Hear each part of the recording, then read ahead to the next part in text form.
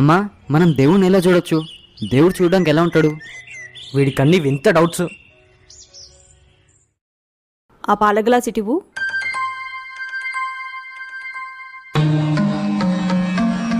ఏం చేస్తున్నావు అమ్మా? ఇందులో వెన్న ఉంటుంది కదా, అది చూస్తున్నా. జోకా, పాలని పెరుగు చేసి పెరుగుని ఎంతోసేపు చిలికితే గానీ వెన్న కనిపించదు.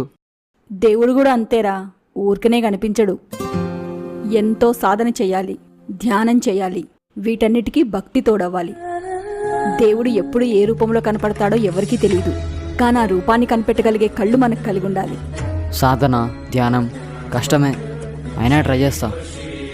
ఇవన్నీ చేయకుండా దేవుణ్ణి చూడాలంటే చూడటం కాదు, దేవుడితోనే ఉంటున్నావు.